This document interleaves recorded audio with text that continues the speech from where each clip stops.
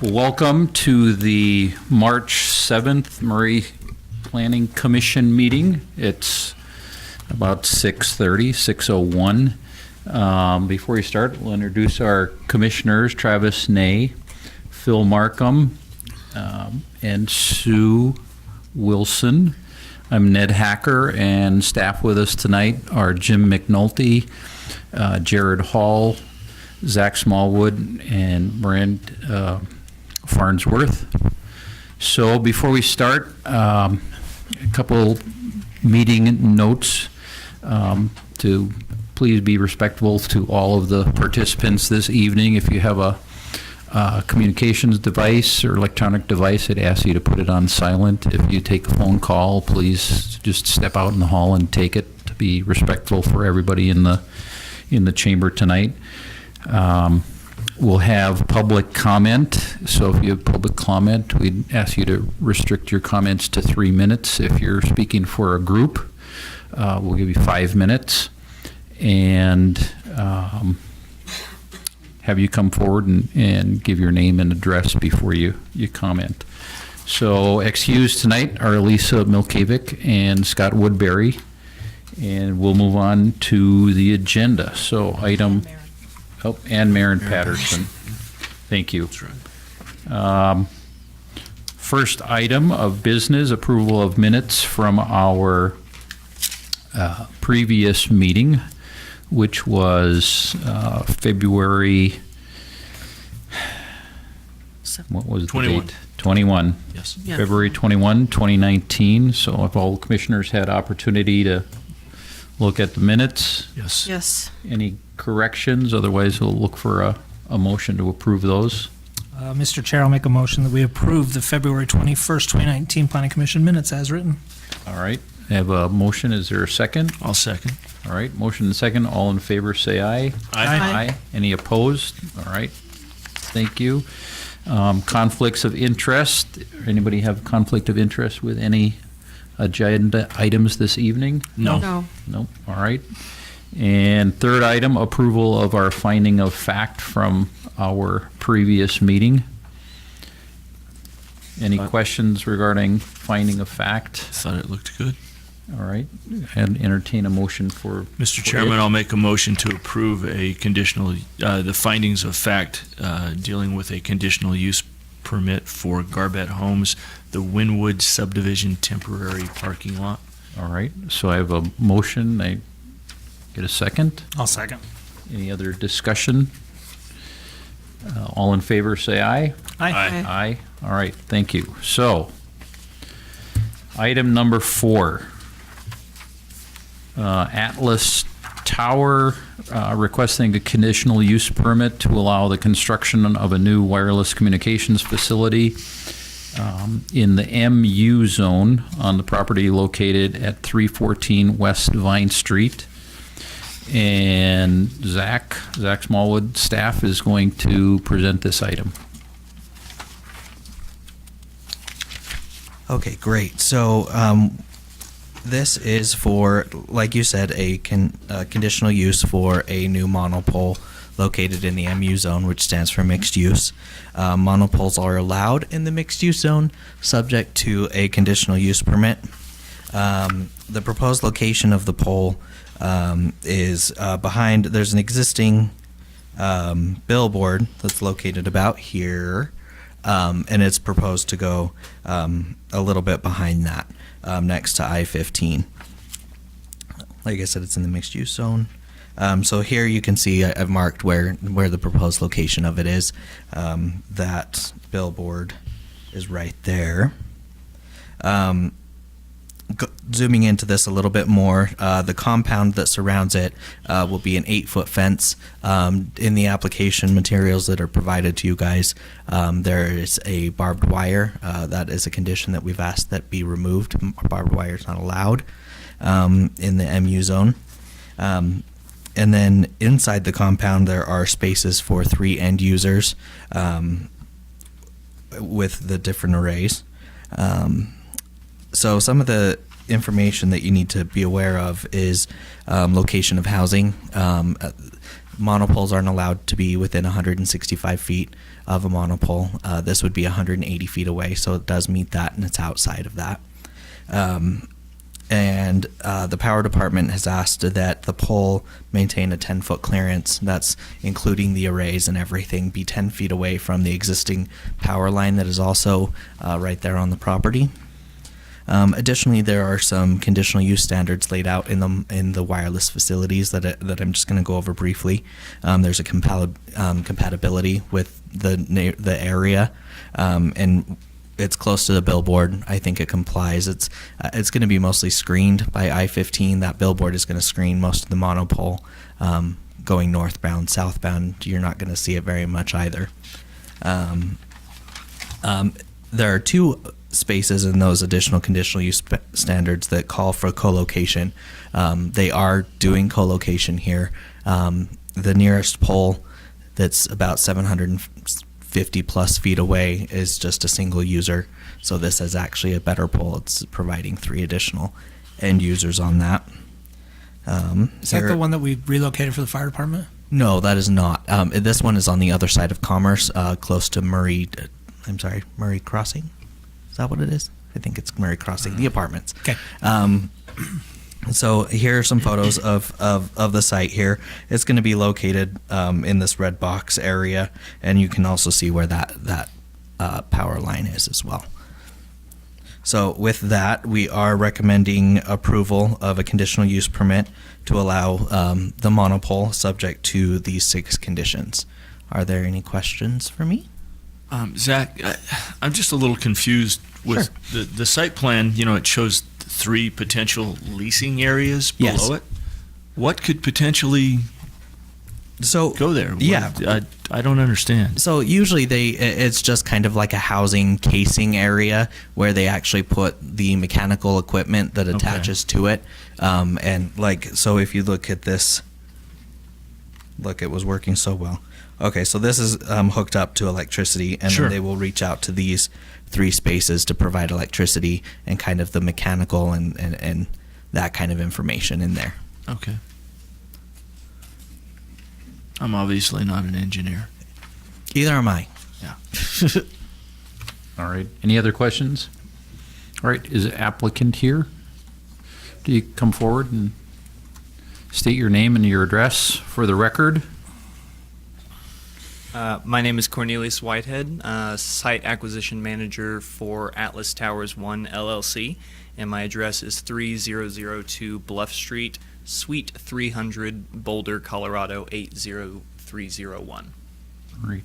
And have you been able to review these conditions for approval?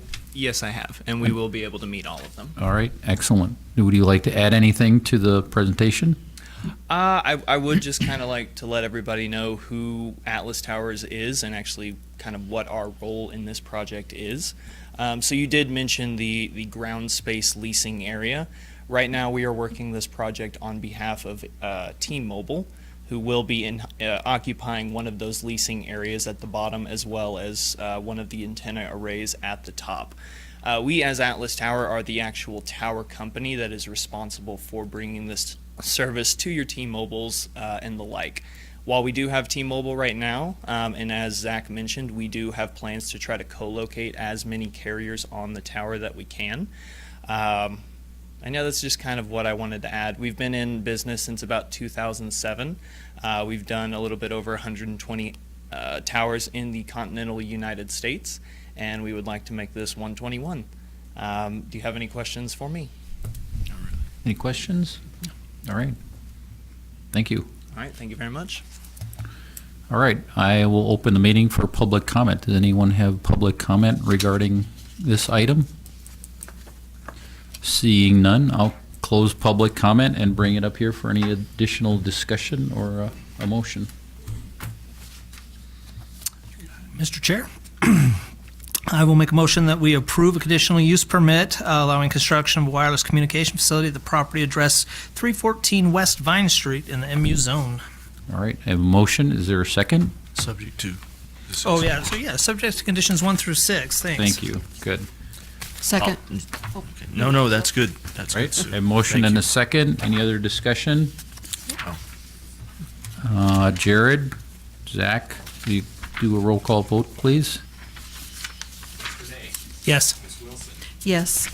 Yes. Yes. All right. Thank you. We'll look for better cell phone service near where I live. All right. Thank you. All right. Item number 5 is Murray Townhomes. And they're requesting conditional use permit approval to allow the development of a 6-unit rental townhome project to be located on the property address 172 West, 6100 South. So is the applicant here this evening? Great. Okay, we'll call you up in a little bit. So Zach Smallwood's going to do staff report. Perfect. So this is located in the RM15 zone, right off of 6100 South. It's located right on that. The RM15 zone allows for up to 12 units per acre, and this is a half-acre property, so they're allowed up to 6 units, which they are proposing here in this application. All the surrounding uses are residential, including the south, west, and north. The east side is Liberty Elementary. And with that, so here is the proposed site plan. So that's 3 units that face onto 6100 South, 3 units that face to the north towards the other condo project there. It has a 20-foot access right off of 6100 that then goes into a 26-foot wide access between the garages. Engineering and likes to have that backing distance there, so they require a minimum of 26. And then parking is at 2.5 spaces per dwelling unit, which would require an additional 3 parking spots outside of the 2-car garages that are provided. Those are located at the north end of the property. The height limit in this zone is 40 feet, and they are proposing 26. So it's definitely within the standard there. This is a proposed landscaping plan. They do plan to provide a mix of turf grass, shrubs, and trees. Here is a layout of the proposed floor plans that they've offered. Each of these, I believe, were 3 bedrooms each. And then here are the elevations. They are proposing a mix of brick and stucco, and I believe it's metal awnings, right? Is that correct? Perfect. So that is what is required there. And then they're also proposing for individual trash cans to be located on site as well instead of a dumpster. Here are some pictures of the existing site. There's currently a single-family dwelling on the site, and it would be changing kind of the access point there. It's kind of on the western side of the property, and they'd be changing it to on more the eastern side. I have received 2 comments from the public that are not able to join us today. I've put those in the record, and we've discussed those over in the pre-meeting as well. So with that, staff recommends that the Planning Commission approve the conditional use permit subject to the 10 conditions stated in front of you. Okay. Any Okay. questions? Just a comment, Zach. I was pleased to see the condition about the waste containers, the individual containers, rather than having a dumpster on site. I think that that's an excellent condition. Yeah, it makes it feel a little bit more like a neighborhood. More residential, Yeah. and it eliminates a large truck coming in and banging around those containers at Sure. 7 in the morning. Yeah. All right, any other questions? Yeah, a couple. Can you talk about, can we go to the site plan again? The 3 parking spots, to me, with 6 units, it doesn't seem like it's enough. And I know that we're discouraging on-street parking there. It's kind of a small street to begin with. The landscaped area that we see on the east-hand side there, is there a reason why you couldn't incorporate parallel parking into that? Is there landscaping requirements that require that space to be used as green space, or is there? There is not a landscaping requirement. I worry about. I haven't measured it out there, and I apologize. I don't know it off the top of my head. But we have parking stall width requirements, and I worry that would encroach into any fire access width. Okay. So that's what I'm. That's And that's a full 3-foot sidewalk on that stretch, yes. going out to 6100 Yes, South? I believe so. I believe it is. Yes. Okay. All right. Any other questions for staff? No. All right. Okay. Thank you. Thank you. The applicant, come up, please.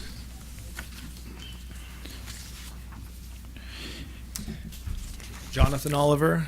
My address is 1089 East Benchview Drive, Ogden, Utah 84404. All right, wonderful. So have you been able to review these conditions for approval? I have. And are you able to comply with them? Yes. All right. Would you like to add anything to the report? No, Zach's been great. Susan, Jared have been great to work with. The engineer and my architect put together something that hopefully does not fall in line with a lot of the new products of this type. It hopes that you enjoy what it looks like, and it kind of fits with the aesthetic of the neighborhood. And especially, we were most cognizant of it being next door to the elementary school.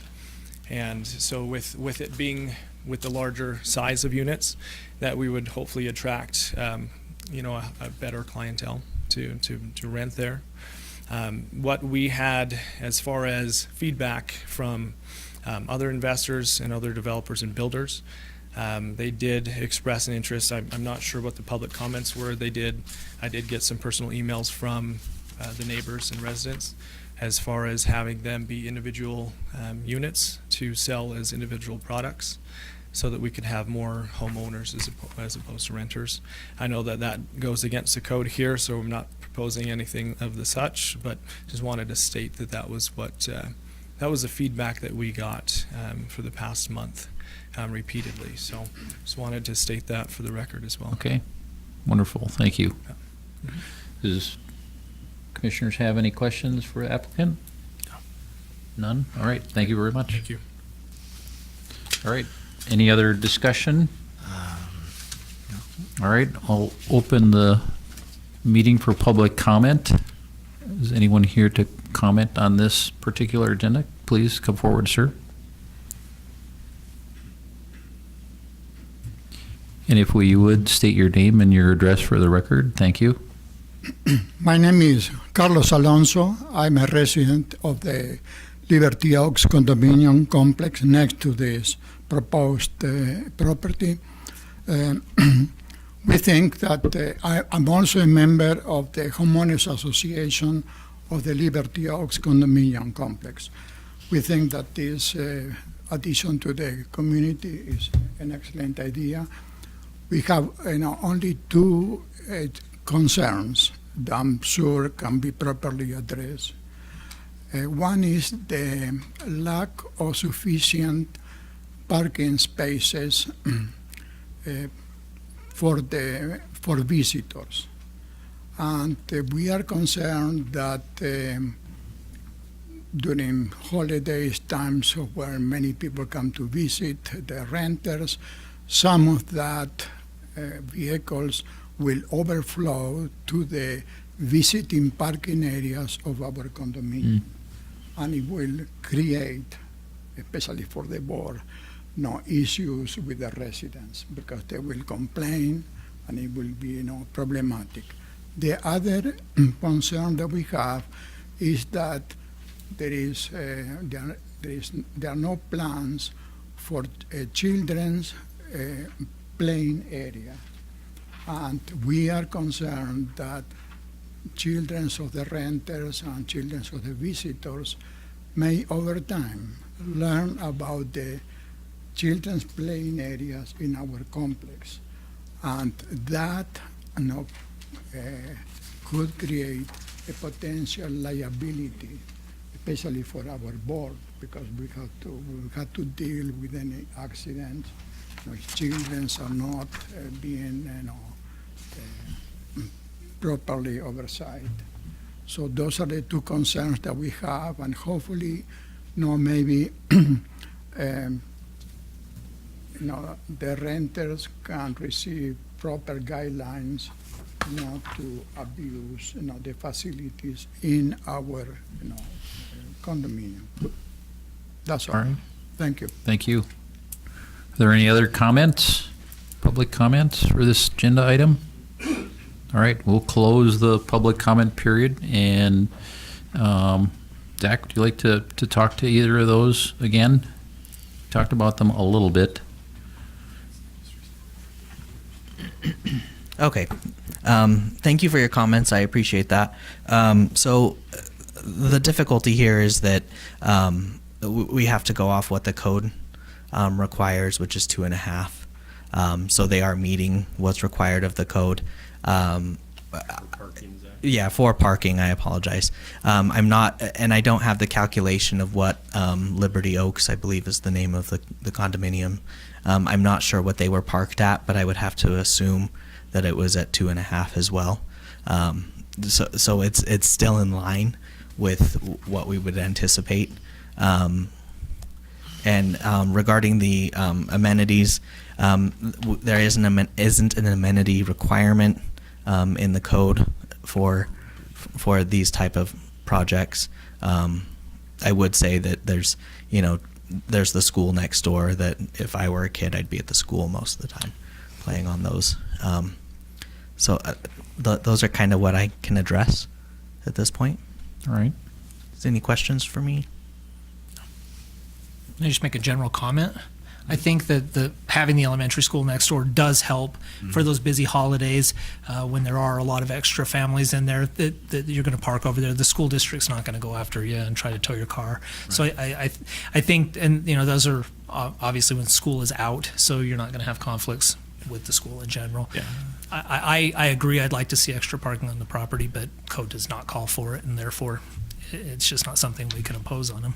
Yeah, I agree with Commissioner Nay's comments, and being somewhat familiar with the area. My son lived in Liberty Oaks for quite a few years, so I'm rather familiar with it. I agree that the school is a very convenient place to park. It's much easier to park there than weave your way into Liberty Oaks, and the between the school playground and you have a beautiful neighborhood park about 200 yards away from that as well. I think there's plenty of amenities. I do think it would be helpful, however, if the landlord were to issue some guidelines to the residents that they've been requested, to not utilize Liberty Oaks facilities and so forth. There's plenty of resources around there for them to have a good time. All right. Any other discussion? All right. I entertain a motion regarding this agenda item. I'll make a motion, sorry. I would like to recommend approval for a conditional use permit allowing for a multifamily townhome apartment development on the property addressed 172 West, 6100 South, subject to conditions 1 through 10. All right. I have a motion. Is there a second? I'll second. All right. Any additional discussion? All right. Jared, will you call a vote again? Miss Wilson. Yes. Yes. Yes. Yes. All right. Thank you. Good luck with your project. And we'll look forward to seeing those Yes, great looking absolutely. townhouses. Thank you.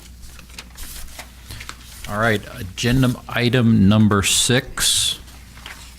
Fry Construction and Development requesting conditional use permit approval to allow the development of a 4-unit rental townhome project to be located on the property address 1208 East, 6600 South. So is the applicant here for that project? Great, thank you.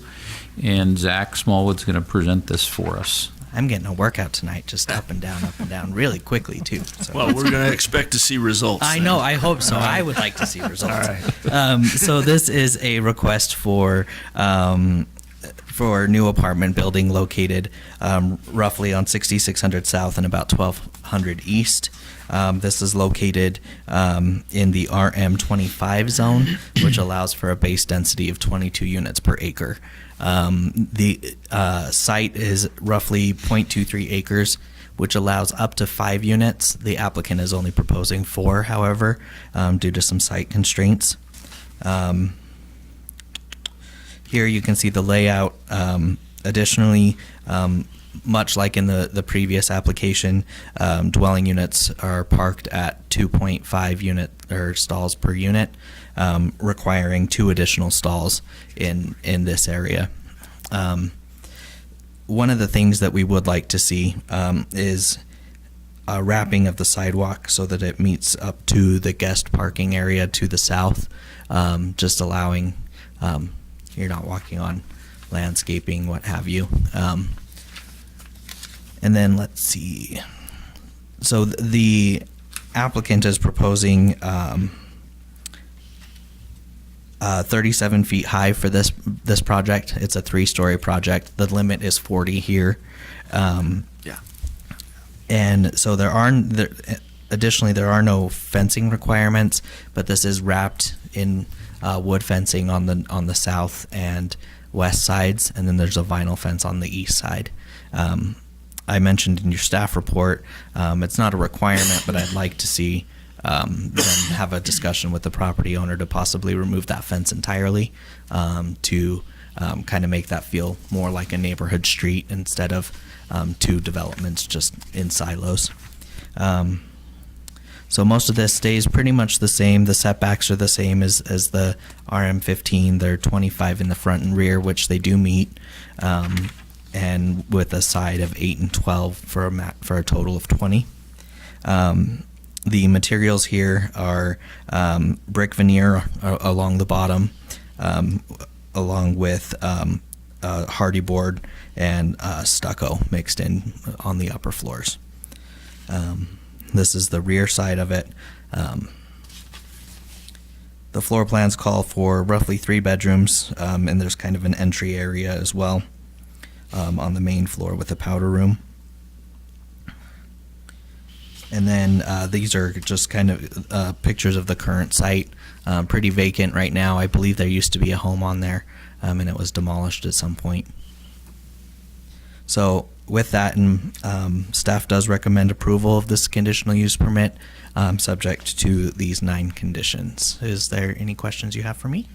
Just a comment that you were right. The presentation of the exterior materials on the monitor is much better than what we received in our packet. Yeah, absolutely. It's a little. My concerns previously mentioned have been addressed. Perfect.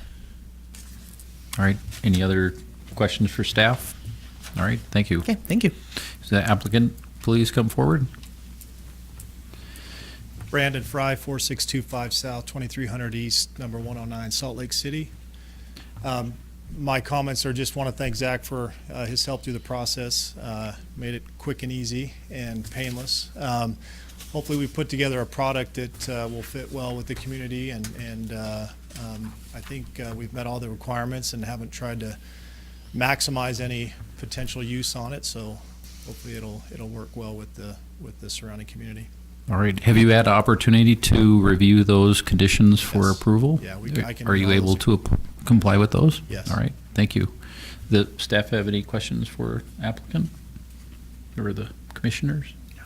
No. All right. Thank you very much. Thank So I will open this agenda item up for public comment. Anyone like to comment regarding this agenda item? Yes, sir.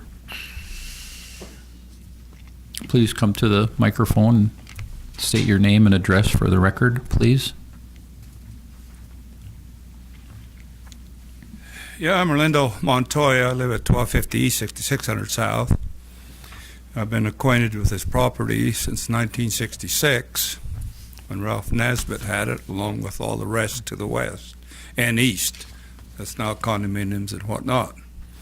To me, this piece of property is just a junk piece of property.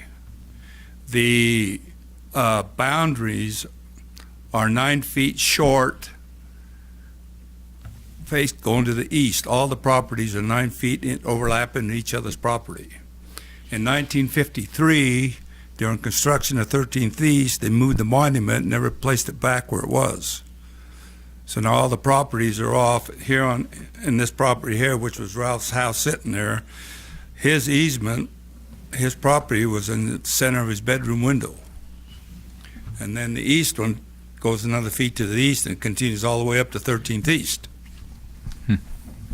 So when they built, when I bought 10 lots there from the Brady's, I sold, rezoned it, and I sold the place there where that UHIF insurance office is or whatever. They needed 18 foot of landscape. So I had to grant them those 9 feet so they could have their 18 foot of landscape to the east. And I have to maintain it, or they have the right to come and take it and tear down whatever buildings I have on it. So to me, and then to the south, those condos have 8 foot of that property. Their wood fence is 8 foot in the property. So you got 8 feet on the south side, you got 9 feet on the west side that belongs to the other properties. To me, my only thing I could ever see that you could possibly build on that would be a single duplex, or sell it and divide it, let each owner east and west take it for parking and whatnot, because to me it's just a junk piece of ground. And I don't know if he's aware of the sewer system or not. Are you aware of the sewer system? Yes. Pardon? What's your question specifically? He should address us. Where would you take your sewer to? Right out on the 66. Well, and we're not really addressing that Yeah. particular item, so he will have to address that during, should he go to the next level of actually doing some construction Because there. that sewer line is only 18 inches under the ground. And I don't know if that's one of the conditions that we've looked at here already this evening. Actually, I think the sewer up in that area is a different district, and so that's not something that Murray City Utilities would deal with. They do have to get, obviously approvals from that district. So you want to look at this map, see the boundaries? No. No, I think we're Pardon? good. No, thank you. We're not. Because Murray City wasn't aware of it when we met with them here about 2 years ago, when the other party was going to build on it. And they couldn't build because of these conditions on the right-of-way. And we went down here to building and zoning, whatever, they're off of by Lowell's, and they weren't even aware of what's going on. Sir, you've got 10 seconds to wrap up. So All right. I don't think it's, on my recommendation, they just maybe build a duplex. Okay. It's just senseless to build a big fourplex on there. All right. Thank you, sir. Are there any other comments regarding this agenda item? All right. I'll close public comment, period. Would you like to address property lines for this particular property? Yeah, so this process is purely for an entitlement purpose, allowing him to go forward with actually doing this. Our engineering staff will look at any proposed building plans and verify what those requirements are. I'm assuming when he purchases the property, there would probably be some sort of survey done. I'm not 100% sure, but that would probably come into play there as well. So we fully expect engineering to address any issues. And like you said, it's outside of Murray City utilities. So I believe you said Cottonwood Improvement District. I believe That would probably be right. they will address any capacity issues or anything like that as well. Okay. Any Okay. other questions from? Yeah, one more question. You talked about wrapping the sidewalk around. I don't see that in the conditions. Does it need to be in the conditions, or is it something you'll be able to address with the development agreement? It's just it's not something that I could require. It's just something we would like to see. Okay. I can't actually require it, but it's something we would like to see and think it would benefit the the overall experience for the renters. Maybe we can ask the applicant if he's- Would the applicant like to actually address that sidewalk coming from the front of the buildings to the? So it's the south, it'd be the south parking. It was brought up in our discussion, and in fact, I might even add another parking. So the engineer is going to require us to try and maintain our own stormwater on site. So depending on how that comes about, I would actually like to add another stall to that That would south be side nice, if possible, and then we can wrap that sidewalk around. But again, until we do the calculations for the site, I'm not aware of, what we can do at this point. Sure. Okay, great, thank you. All right, any other discussion from commissioners? Otherwise, I'll entertain a motion. Mr. Chairman, I would like to make a motion that the Planning Commission approve a conditional use permit allowing for the construction of a multifamily townhome apartment project located at 1208 East, 6600 South, subject to the 9 conditions outlined in the application. All right, I have a motion, I have a second. I'll second. All right, any other discussion? Jared, would you please call roll call vote? Mr. Markle? Yes. Ms. Wilson? Yes. Mr. Ney? Yes. Mr. Hacker? Yes. Thank you. All right, thank you, and good luck with your project. All right, agenda item number 7, Urban Auto LLC requesting a conditional use permit to allow for the operation of an auto sales business on the property address 6,000 South, 300 West. And I'm not Jack Jared, Smallwood. First time all evening, so just so you Jared so Hall is going to Um, present our staff report. we didn't do that on purpose with the agenda, by the way, it just fell out that way. So, Urban Auto LLC is requesting this conditional use permit to run auto sales only at the lot that we had previously reviewed, as many of you noted in the pre-meeting, for auto repair. Some of the things that were reviewed in the past were never implemented for the auto repair business that came before us a few years ago. Urban Auto would like to make some small repairs with the shop space that's available on this site, but only for vehicles that they're intending to sell on the site as well. That's contained in your conditions that you'll note. So this is 300 West and 6,000 South. You can see the UTA tracks lines right here, and 300 West, of course. There are 3 buildings on the site that we'll talk about this evening. I've labeled them for purposes of conversation and review: Building 1, Building 2, and Building 3. It is in the MG zone, and as you're aware, in the MG zone, auto sales are allowed as long as conditional use permit is approved. The site, as it sits, there's room enough to accommodate the parking. We calculated the parking needs between the shop space, the open space, shop, warehouse, whatever you want to consider it, and the office space to total requirement of 5 parking spaces. There's room enough to provide that adjacent to Building 1 up here in the front. And we are recommending that 3 of those spaces need to be kept open for customers that might come to the lot looking at cars. One of them needs to be an ADA accessible stall as well. So that some of that striping has been done. It might need to be reconfigured a bit to make that ADA accessible stall a van accessible stall, but that still should be workable. There is an overhead door leading into Building 1 that they can build, that can bring cars in and keep cars for display inside, and maybe have room in a parking stall or 2 outside to keep a car for display. But other than that, we are recommending as staff that this whole front area for circulation needs to remain open. There's a tendency with car lots for them to park cars for display, for sale. That's not appropriate here. We need that access, and this, again, as well, this access leading to the rear, because there will be shop space back here where they intend to fix some of the cars that they want to sell, that they're able to purchase at auction. That means people will be back in this area as well, so fire department needs clear access to that rear building. So all of this area is going to need to remain open and clear. That means that cars for sale can be displayed in maybe a couple of parking spaces, some inside this Building 1 here, and then in this rear area where we can park, again, some employees. We've asked that the Planning Commission require that employees be parked in the rear to keep those front spaces open as well.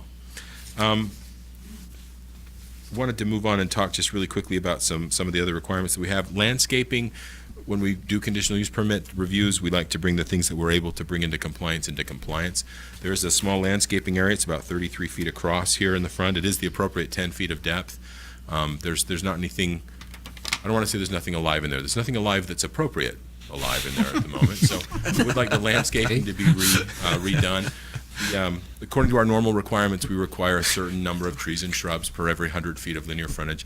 This works out to be one tree, I don't want to get it wrong, 1 tree, 3 5-gallon shrubs, and 5 1-gallon shrubs at a minimum in that area, and then they need to cover 50% of the bed at the time that it's planted. So for a building permit or anything like that, if we have a building permit on the property, great, we'll consider landscaping as part of that. If not, we need to see a landscaping plan come from the applicants that we can approve that will meet those requirements. So we've added that to the conditions as well. This is just a better version of all those things that I was just talking about that I should have showed you while we were talking about them, but I didn't. Sorry about that. But it'll allow me to talk about Building 3 here. Building 3 is a vacant, single-family home dwelling. It's not occupied currently. Single-family dwellings are not allowed in the MG zone, so any status that it had as a non-conforming residence is gone at this point. And so it can't be occupied as a dwelling any longer.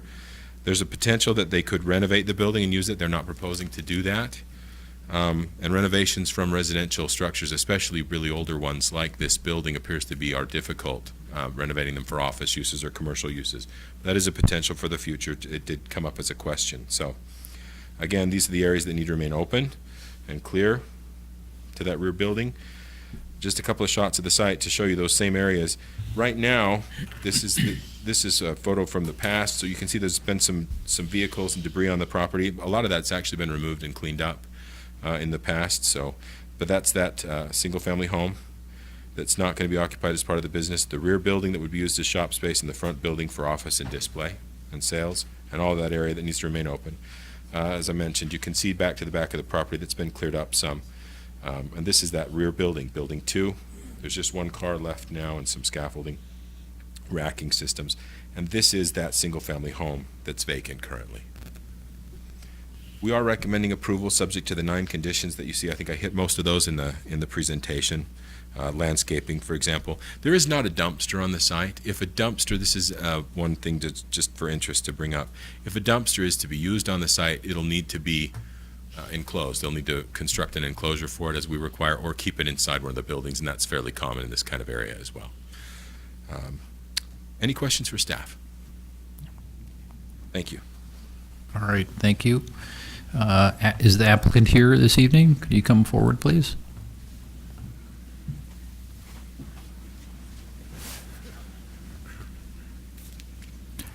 Sabbath School, 722 Hope Circle, Layton, Utah, 84040. All right, have you been able to review the conditions for approval? Yes, Are you able to comply with those? Yes, All we right. already did some of landscaping. We finished it, and others we All are right. working on it. I have a question about the parking for the cars. Like, there is a gate in here and enough space, like by the fence. Like, can we use that part as a like in here? Yeah. Can we use as a like? Okay. Would you like to add any other comments regarding your application? Just the parking along the fence line there to the south? All right. That's it. All right, thank you very much. Thank you. So I will open this item for public comment. Are there any public comments regarding this agenda item? Seeing none, I'll close public comment and ask staff to address parking along that southern fence line. I think that there's space here beyond the 20 feet clear that fire department requires for emergency access. And to be clear, though, that's also not including some sort of a turnaround. I think, notwithstanding the idea of parking them along the fence is probably the easiest, it might actually make the most sense to keep the 20 feet clear from that fence over and in, just for purposes of moving vehicles around. But that's something that we can work out with the fire department during business license phase, and I think that's probably most appropriate. We may actually ask them, if we were going to do that, I'd probably ask them to stripe a 10-foot width there and say parking's available within that, and think then that stripe would be a another very area good to idea. do that. That's probably what we would do during business license. But that could work out, yeah. We just need to make sure we keep a 20-foot path clear. So if an ambulance does need to roar back there, it's able to do that. Right. All right, thank you. Commissioners, any questions? Any additional discussion? Pretty straightforward. All right, so I'll entertain a motion for this agenda item. Mr. Chair, I'll make a motion that we approve a conditional use permit for the proposed auto sales business at the property address 6,000 South, 300 West, subject to conditions 1 through 9. All right, I have a motion. Is there a second? I'll second. All right, motion and a second. Any other discussion? All right, Jared, could you call a roll call vote for this item? Yes. Yes. Yes. Yes. All right, thank you, and good luck with your business. All right, agenda item number 8 is Parkway Village. And this is requesting approval for an amendment to the Murray City zoning map for the subject property from OS, open space, to R16, single-family residential. And the applicant is proposing that amending the zoning map in preparation to apply for a new residential subdivision on the property. And Jared is going to present. Right, thank you. So, as you mentioned, this is a zone map amendment request from open space to R16. The property is kind of a tooth bite out of the golf course on the north side of Winchester Street, across from the Winchester Estates mobile home park.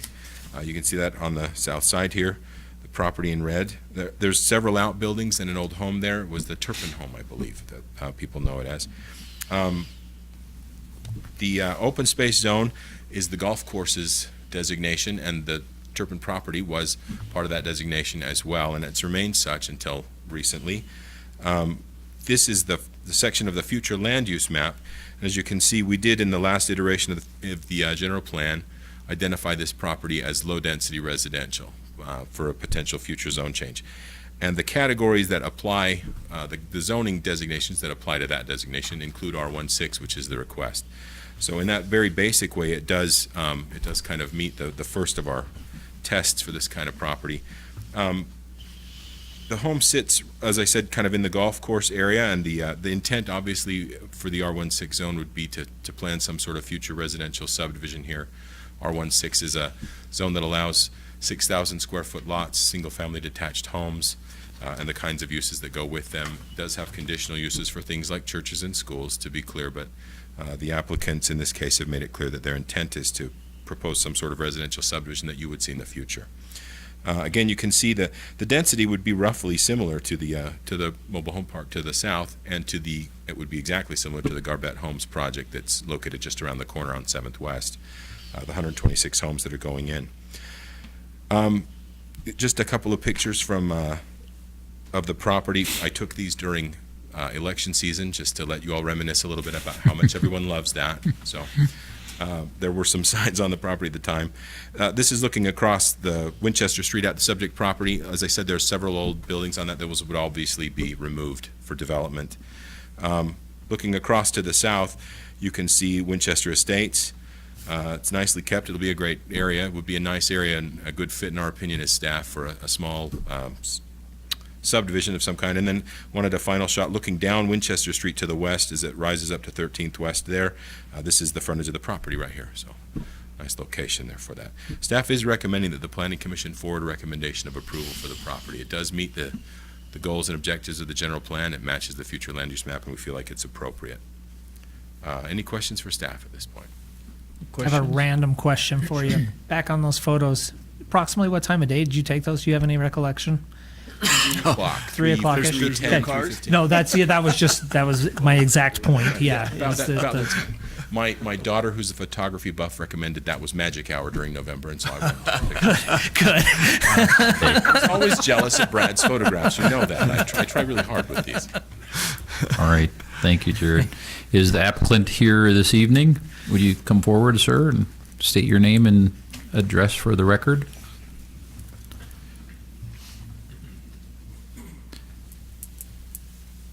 My name's Ken Olson, 10299 Springcrest Lane, South Jordan, Utah.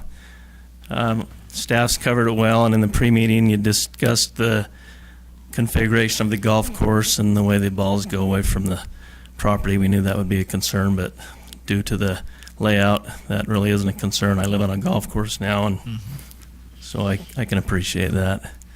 I really don't have much to add other than that picture looking to the west. I remember riding my bike over to Fashion Place Mall, and Turpin's Hill looks a lot smaller in that picture than it used to in fourth grade. It used to seem like Mount Everest. But anyway, I just don't have any more other than if you have any questions for me. Any questions for the applicant? All right, thank you very much. Thank you. So I will open this for public comment. Is there any comment regarding this agenda item? Seeing none, I'll close public comment and bring it back up here for any discussion from the commissioners. I'd just like to make a comment that I'm glad the applicant has been so willing to work with staff and understand the parameters that need to be addressed for a piece of property like this, and that you've come back with another proposal. I think it's a beautiful little piece of property, and I'm personally very excited to see that we'll have a very nice quality development in there to complement the area. All right, thank you. Any other comments? All right, I'd entertain a motion regarding this item. Mr. Chairman, I'd like to make a motion that we forward a recommendation of approval to the City Council for the requested amendment to the zoning map designation for the property located at 1104 West Winchester Street from OS Open Space to R16 Single Family Residential. Okay, I have a motion. Have a second? I'll second. A motion and a second. Any other discussion? All right, Jared, would you call a roll call vote, please? Mr. Markham. Yes. Ms. Wilson. Yes. Mr. Nay. Yes. Mr. Hacker. Yes. All right, thank you. That's going to be a great Look, development. I'm That's excited to watch this happen. I am as well. All right, and our last agenda item for this evening is sign code regulation. Jim McNulty is going to present for the staff. Thanks, Commissioner Hacker. So we have been working on our sign code for quite a number of months, well, in excess of a year. City staff, planning staff, and other departments throughout the city have felt that the sign code rewrite, redoing it is long overdue, or has been long overdue. We've been working on it for a number of months. Our intent was to make a user-friendly document that is more understandable and clear to business owners, property owners, sign companies, and others who have an interest in putting up signs in Murray City. So that's been our task. That's been our goal. The document includes a number of diagrams or figures that are very user-friendly versus what we currently have. Like I've previously said, I give a lot of credit to whoever drew the old diagrams in the 70s or early 80s, but they just aren't understandable anymore, and it's time to bring it up to today's standards, 2019, and that's what we're trying to do. In no way, shape, or form have we been looking to change the code in a way that is more limiting to signage in our community. The other biggie is, and I had a couple people call me from the outdoor advertising industry. We are not making any changes or proposing any changes to the outdoor advertising section of the code. So billboards, for those in attendance that aren't familiar with that terminology, we're not looking at making any changes to the sections of code that deal with billboards. Matter of fact, myself and Bryant Farnsworth have taken a look at our code and compared it to current statute for billboards, and it's compliant. What we have in our code currently is compliant with the current statute because there have not been changes for a few years in those areas. Some of the things that we're excited about, and our focus has really been to create diagrams to allow opportunities for business owners to advertise and do things maybe they weren't able to do in the past. We have had a lot of contact with the Fashion Place Mall the last year and a half or so, and they're very interested in doing pedestal signs which allow for EMC advertising, similar to what you see at other large regional commercial shopping centers. such as University Mall in Orem, Southtown Mall in Sandy that's kind of reinventing itself. They have these type of pedestal signs on 106 South as well as State Street, and University Mall has a number of pedestal signs now as well with the rebranding and reinventing of that center. West Valley City has them. The mall up in Layton Hills Mall has them as well. So, we're in a spirit of creating a partnership with that community. We've looked at making several changes to our sign code to allow for that. And then also addressing things that just have appeared in our community that aren't addressed in the sign code. It's nice to, if you have that type of signage, like some of the large pylons IMC has around their campus, you might want provisions in your code that address that type of signage. And so we're looking at, cleaning up items like that. I've had a chance to speak with James Carpentier, who is here representing the International Sign Association. It's our understanding that the Utah Sign Association reached out to him within the last week or a few days. James and I had a chance to talk for about 30 minutes yesterday afternoon. It's the first time we've met or ever talked to each other. And so he did provide some comments to our draft ordinance that each of you were sent yesterday afternoon after I received those. A lot of that has to do with Reed versus the town of Gilbert, which was decided in 2015. Being compliant with that, that's kind of the standard now. Some of the material that I've reviewed and other materials that James has sent me in the last day, they go right to that case law. They go right to Reed versus the town of Gilbert and how to get your code to be compliant. So I believe James has been tasked to look through our ordinance and provide us with some recommendations that may help us long term. And it doesn't hurt to have another set of eyes on our ordinance, especially from a national perspective. And I believe that's helpful. So there are a few things, and I'm going to let him, I'm going to wrap up here in a second because I know he'd like to address you for about 5 minutes because he represents a group that has asked for him to be here this evening. And I'll let him go through a few of the sign types that may be of concern to him or some questions he may have. But we've worked really hard at a staff level to create a great document. We think we're very close. Matter of fact, in our conversation yesterday, James indicated to me that our basic code is good. We just have a few things that we might want to consider to make sure we're covered. And I don't think that's going to hurt us in this case. So based on that, staff would recommend that the Planning Commission hold the public hearing, take public comment from those that are here this evening, and then continue this item to April 4th, 2019, allowing us to work with the City Attorney's Office to address the items that have been brought to our attention and make a determination if we agree or disagree. Just looking at it for about an hour this afternoon, there's a number of things that I believe we agree with, but there are also a number of things that we don't and may just be technicalities. So I think we have a good code, and hopefully you hear that this evening as well. Thank you. Any questions for me at this time? Questions? I always have questions. I know. So I just want to address them actually by page. So I did have an opportunity to review your comments, and so I have a little feedback on a few of them. Sure. On page 19, when we're discussing menu boards, their recommendation was to allow for 4 menu boards if you have Correct. 2 lanes of travel. I'd kind of like to point out Chick-fil-A on State Street.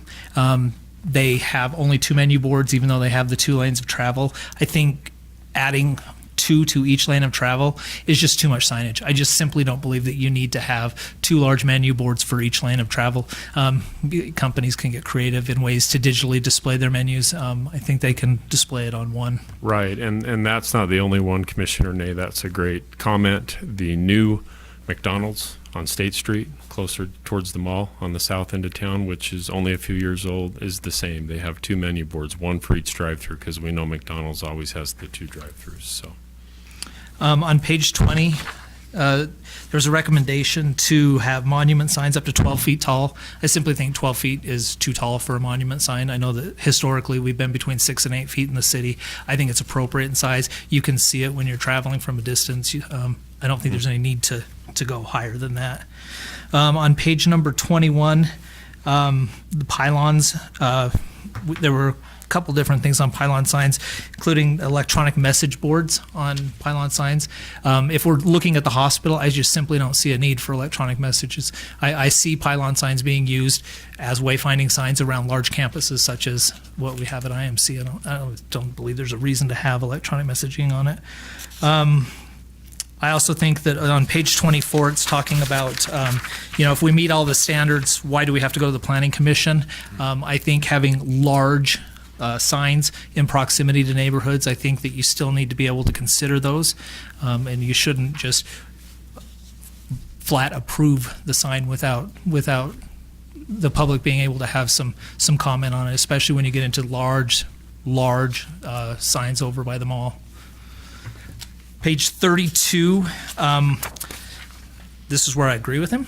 He was discussing the exclusion of neon, and I know that Jared loves me to say this, but I'm just going to say, what's the substantive reason for banning neon in the district?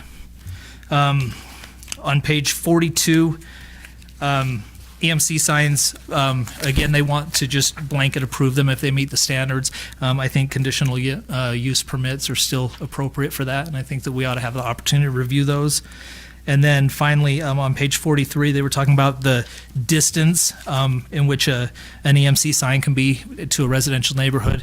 The code as it's written recommends 500 feet. They're saying 200 feet seems more appropriate. I would like to see it closer to the 500 feet. I still, and we had the discussion in the pre-meeting being able to see some of those large signs from significant distances.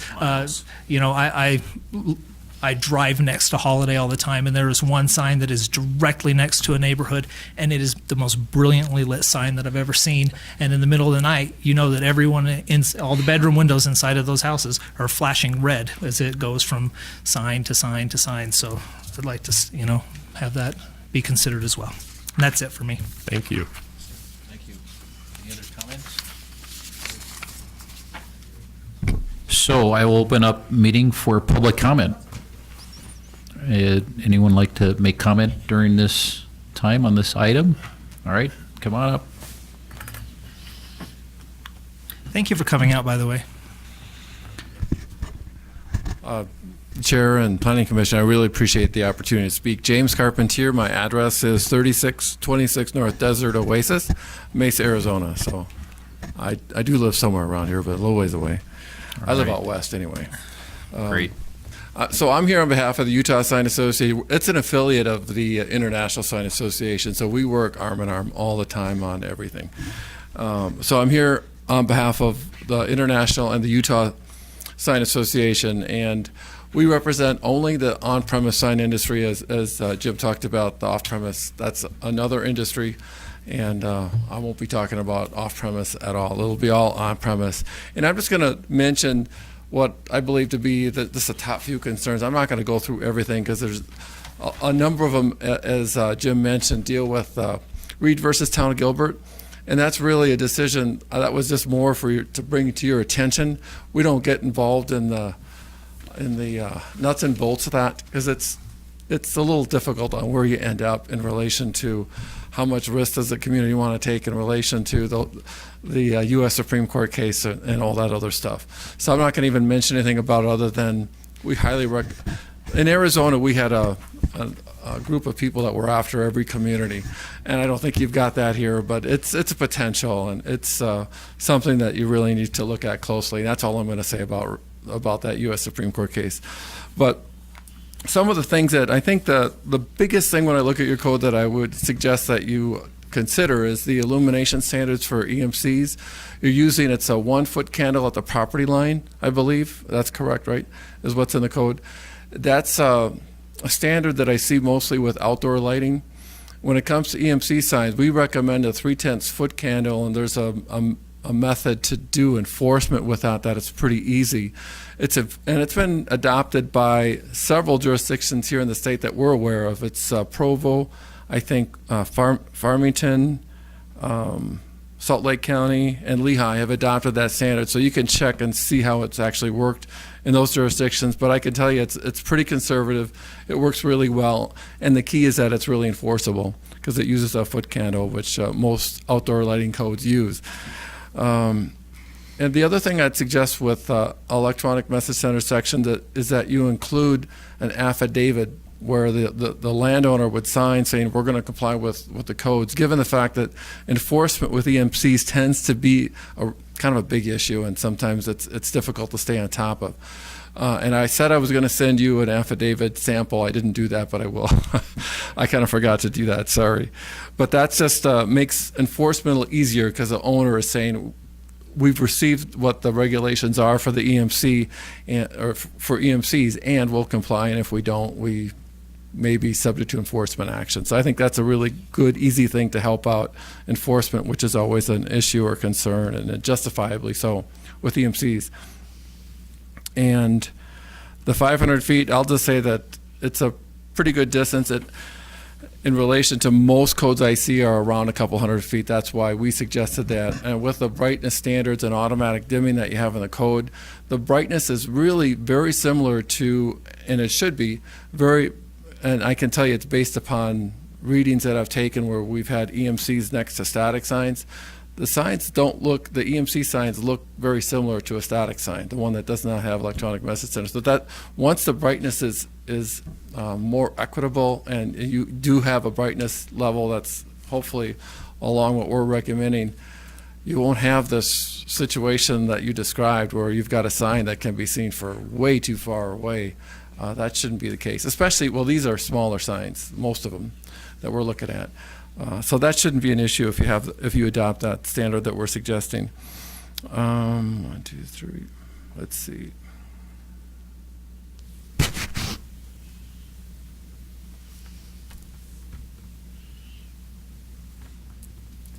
I talked about the height. The conditional use only goes to Planning Commission? Yes. Then that's not so bad. A lot of conditional uses go to the legislative body, so that's a little more reasonable. So that comment you can toss out. The other thing I would say is the design standards for wall signs is a little difficult to comply with. It's drafted in a way that leaves a little bit of discretion, probably too much discretion. I think having some guidelines in relation to signs is a good idea, but I would suggest that be drafted so when someone reads it, they can tell or get a good indication of what they should or shouldn't do. And I think with the way it's drafted, it might be a little bit of a challenge. And the last comment I have is on externally illuminated signs, and as a requirement, and I know it's in a district, and I don't have that in front of me, which district, but there's that recommendation, and I would just caution that that sign type, and that's another thing I said I was going to send you, I didn't, but I will. There's a study that shows that externally illuminated signs just aren't effective. It's much harder to read them, and given the environment that we're in with so much competition that it didn't exist 10 years ago for the small business operator, I wouldn't require it, but there may be ways to encourage it if you want to have that look, but give them the option to have signs that we know, and they may know if they're working with someone in the sign industry that an internally illuminated sign is going to give them a little bit more visibility and it'll be more effective. So that's my last suggestion, and happy to answer any questions, and we look forward to working with staff on some of these suggestions down the road. And we're in total agreement with the recommendation to table it and have it looked at the next Planning Commission meeting. So thank you very much. Great. Thank you. Yep. Thank you. Are there any other comments regarding this agenda item? All right. Seeing none, I'll close the public comment period and bring it back here for any other discussion or questions. I just wanted to clarify. What James brought up, his point number 6, is what you had mentioned, Travis. It's that external illumination and not allowing the internal illumination or the neon in the MCCD, the mixed use, and the TOD. Certainly that's something we can look at again, but that wasn't changed too long ago, according to Jared. Is that right, Jared? Yes. I was on the commission when you Yeah, changed it was last time. So Karen Daniels involved in that and some others? Okay. That we then transferred to the TOD and the mixed Yeah, use. and the more I look at it, it could be kind of neat. The Murray Theater, Desert Star, maybe there is some opportunity, the MCCD, for some of these unique signs. And I was reading through some material that James sent me this afternoon about some codes that have a standard for unique signs, and that's something we've not thought about at this point. It'd probably take a lot more research, but maybe at some point we come back with some unique sign standards. But I don't know that I'm completely against the opportunity to do some neon in our MCCD on some areas that have a historic nature, because that's what you would have seen in the 40s, 50s, and 60s driving down State Street. So, yeah. Thanks. Thanks. All right, thank you, Jim. So I'll look for a motion regarding this item. Yeah, you do it. Oh, so much pressure. Okay. And Jim, let me know if I'm doing this correctly. I would like to recommend that the Planning Commission forward a recommendation of continuing this to April 4th, 2019 meeting. Is that correct? All right. Okay, for the proposed amendments to the Murray City Land Use Ordinance, Section 17.48 Sign Code Regulations. I'll second. All right. The motion to second. Any other discussion? All right, Jared, could you call a roll call vote for this item, please? Ms. Wilson? Yes. Mr. Markham? Yes. Mr. Nay? Yes. Mr. Hacker? Yes. Thank you. All right. Thank you, Ms. Carpentier. That was good presentation and Good comments as well. any other business? Jared, do you have anything? I do not. Okay. I have one item I'd like to share with you. All right. So we are looking at changing our sustainability or sustainable development practices in Murray City. Currently in the MCCD zone, we have the requirement to achieve a LEED certification of silver. There's been some concern about that because it's one thing to build to a silver level. It's another thing to certify and pay yearly fees to stay at that level. And it's been a concern of many here at the city to certify and pay that amount of money to keep that certification year after year. So it's not just that zone. In the MCCD, we have that silver LEED requirement. When we did our recent adoptions of the business park zone and the professional office zone, when we wrote those zones in 2018, we also made reference to silver LEED in those two sections. At the time, we were looking to do that as well in our two new startup zones. So what's being presented at this time is we would go with the state of Utah high performance building standards. That's what we're looking to do. The reason I'm mentioning it tonight is because it will be before the Planning Commission for a text amendment public hearing in 2 weeks at our next meeting on March 19th. And so that the ordinance amendment would remove the LEED silver level certification and replace it with the high performance building standards developed by the state of Utah, Division of Facilities and Construction Management. Now that's something that we will be prepared to discuss with you in more detail and have a presentation to share some of that information with you. There was a presentation given to the council Tuesday night in the Committee of the Whole. I'm not prepared, nor do I have that information to give you that presentation this evening, but we will in 2 weeks. And I wanted to make you aware that we're bringing this to you. So 2 weeks from now is not the first time you hear of it. So, Okay, great. Any that's questions? the direction staff has been given at this point in time. No, I'll be real curious to see the presentation because I don't know. I have it's legislature time right now, and I have a lot of misgivings on anything that comes from the state right now. Yeah. Okay. Here, here. Yeah.